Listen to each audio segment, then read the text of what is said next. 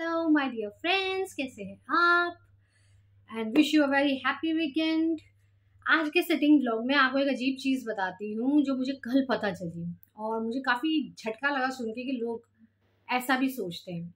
आपको याद होगा, मैंने पहले आपको night of the dark soul के बारे में बताया था, जिसके लिए स्वीट चेस्टनट लेते हैं। अब कल मुझे ये पता चला कि लोग जाके ये भी बोलते हैं, जो हीलर्स हैं या एस्ट्रोलॉजर्स हैं या आकाशिक रिकॉर्ड रीडर्स हैं, कि हम अपने कर्म कैसे ट्रांसफ़र कर सकते किसी और को, उसके बदले हम अपनी सारी जायदाद उस बंदे के नाम कर दें। और ऐसे लोग जो होते हैं ना, उनको night of the dark soul ने पकड़ा हुआ होता है 200%। अब बात ये कि लोग जो हैं, जो हीलर्स वगैरह हैं, वो भी फ़ायदा उठाते हैं इस चीज़ का। बट आपको खुद की एक अंडरस्टैंडिंग होनी चाहिए कि जो आपके कर्म हैं वो आप खुद ही लिख कर आए हैं और वो आपकी सोल ग्रोथ के लिए हैं। Human is just a body. ये तो बॉडी है, आज हमारी आत्मा यहाँ से निकलेगी, किसी और में जाएगी। क्या है कि आज मैं लड़की हूँ, हो सकता है कल मैं लड़का पैदा हूँ, कुछ भी हो सकता है, या मैं पैदा ही ना हूँ। तो वो सोल कॉन्शियसनेस होती है। तो सोल कॉन्शियसनेस आप धरती पे आए इसलिए हो कि ताकि आप पर्टिकुलर प्रॉब्लम्स को फेस करो और उसे समझो कि ये प्रॉब्लम आपकी लाइफ में आई क्यों है, कि आपने पास्ट लाइफ में किसी के साथ ऐसा किया, या आपकी सोल ने ये चूज किया कि भाई मैं तो तभी सीख पाऊंगी जब ये पर्टिकुलर इंसिडेंट्स मेरे साथ होगा। कोई भी किसी के कर्म ट्रांसफर नहीं हो सकते हैं। It is a myth. So please मैं हाथ जोड़ के प्रार्थना करती हूँ ऐसे लोगों से कि ऐसे क्वेश्चंस भी ना करें और फेस करें। एडवर्सिटी आप फेस नहीं करोगे, आपका सोल ग्रोथ नहीं होगा, then what is the use of living. ऐसा है कि भाई हर वक्त दिन ही दिन हो और रात ही ना हो तो आपको सफोकेशन होगा ना। इसी तरह कभी अच्छे दिन होते हैं, कभी बुरे दिन होते हैं, और ये बुरे दिन हमें अच्छे दिनों के लिए ग्रैटिट्यूड लेकर आते हैं। और अच्छे दिनों में बुरे दिनों का ग्रैटिट्यूड भी लेना चाहिए कि उस वक्त भी भगवान ने अपने तरीके से हमें संभाल लिया। So never ever ask anybody this stupid question that how can I transfer my karma and I'm ready to give my business and everything to that person. It is not possible. जो आप भुगतने आए हैं वो आप भुगतेंगे ही। ये आपकी destiny हम खुद लिख के आए हैं। आपकी डेस्टिनी आपने खुद लिखी है। आपके सोल कॉन्ट्रैक्ट्स, एक बंदे के साथ कितना टाइम आपके साथ वो बंदा रहेगा, ये सब आपने खुद ही मेंशन किया हुआ है।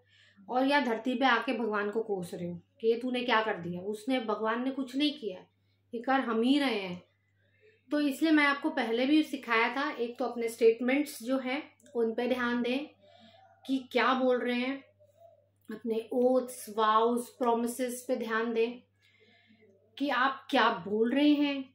क्या आप जो 4 दिन का प्यार होता है उसमें पागलपन में क्या ओथ ले लेते हैं।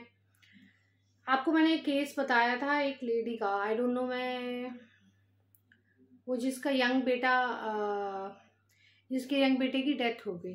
उसके बाद उन्होंने आईवीएफ से 2 बेबीज, ट्विंस पैदा किए, 2 लड़के हुए।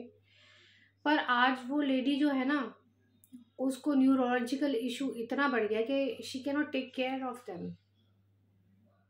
सो व्हाट इज द यूज। अगर भगवान ने आपको एक बार ही बेटा दिया, you could not take good care of that boy या गर्ल, और आपके संस्कार आप नहीं डाल पाए उसमें, अब आप दोबारा जा रहे हैं, दोबारा वही कर रहे हैं। So it is the repetition of your Karma, your deeds. कि आप कहते हैं चलो एक बार ही और मौका दे दो, हम पक्का इस बार तो पक्का कर लेंगे। पर आप तब तक पक्का नहीं कर सकते जब तक आप देखें ना कि आपसे मिस्टेक कहाँ कहाँ हुई, या सामने वाले ने आपको क्या आईना दिखाने की कोशिश की। जो सामने वाला आपके साथ बुरा कर रहा है वो तो आईना दिखा ही रहा है, बट ये है कि हम अपनी रिफ्लेक्शन एक्सेप्ट नहीं करते। अगर किसी ने आपके साथ ABCD ने बुरा किया बहुत टाइम पहले, ठीक है, अब वो ABCD नाम का बंदा आपके लाइफ में दोबारा आया, उसने आपके साथ अच्छा किया, 4 लोग आए, उन्होंने 4 बातें बोली कि भाई इस बंदे ने तुम्हारे लिए ये बोला, आप तलवार लेके खड़े हो गए। कहाँ गए आपके कर्म, कहाँ गई आपकी माफ़ी? आपका दिमाग ही नहीं चलता कि हम क्या कर रहे हैं। तो पहले सोचिए, समझिए, रिफ्लेक्ट कीजिए अपनी सिचुएशन पे कि क्या हो रहा है मेरे साथ, क्यों हो रहा है मेरे साथ, मैं कहाँ गलत हूँ, मैं कहाँ सही हूँ, और मुझे ये सिचुएशन क्या सिखा रही है। जब आप उस सिचुएशन से सीख जाएंगे, वो सिचुएशन आपके सामने से गायब हो जाएगी। और ऐसे लोगों के लिए मैं कहती हूँ कि आप चेस्टनट बड ज़रूर लें, बिकॉज चेस्टनट बड का काम है आपके हेड लूप्स ख़त्म करना, और उसको स्वीट चेस्टनट के साथ लें, बिकॉज आपसे जो करवा रहा है वो ये क्या कहते हैं, night of the dark soul है। Night of the dark souls और कुछ नहीं, आपके ओल्ड बिलीफ्स हैं जो आपके एंसेस्ट्रल उससे कैरी फॉरवर्ड होते आ रहे हैं। आपके मदर ने कुछ सिखाया, आपको उसमें फ़ायदा मिला, अब आप वही चीज़ अपने बच्चे को बोल रहे हैं, बच्चे को फ़ायदा नहीं मिल रहा है, उसके अपने बिलीफ्स बन रहे हैं, उनको बनने दीजिए ना, थोपिए मत। कोई किसी के बारे में उल्टा सीधा बोल जाता है, मैंने कितने लोगों का भला किया है यहाँ पे, फिर हुआ क्या? उन्होंने और 4 बातें मेरे बारे में, क्यों? Because they were possessed by the night of the dark souls. Jealousy उनके अंदर थी ही थी, उनका ओल्ड बिलीफ सिस्टम मैंने बदलने की कोशिश की, वहां मुझसे गलती हो गई, मुझे नहीं करना चाहिए था, मुझे अपनी बात नहीं थोपनी चाहिए थी, पर मैंने थोपी, उसका रिजल्ट मैं देख भी लिया क्या हुआ मेरे साथ। तो कोई भी आपको कोई चीज़ सिखाता है ना, तो वो इसलिए सिखाता है क्योंकि उसने वो चीज़ भुगती हुई होती है या देखी हुई होती है लोगों को भुगतते हुए। माइंडफुलनेस में आज कितने लोग हैं जो आर्ट थेरेपी कर रहे हैं, जो बैच फ्लावर रेमेडी कर रहे हैं, जो टैरो कर रहे हैं, और मैं भी हूँ। बट देन मैंने चूज़ किया अपनी लेसन लेने को, मैंने चूज़ किया कि मैं लेसन लेना चाहती हूँ ताकि मैं ये चीज़ रिपीट ना करूँ अपनी लाइफ में। और इसलिए मैंने ये किया कि अब मैं फ्री सर्विस बिल्कुल किसी के लिए भी नहीं करती, ताकि वो लोग मुझे पे बैक उससे ना करें जो वो असल में है।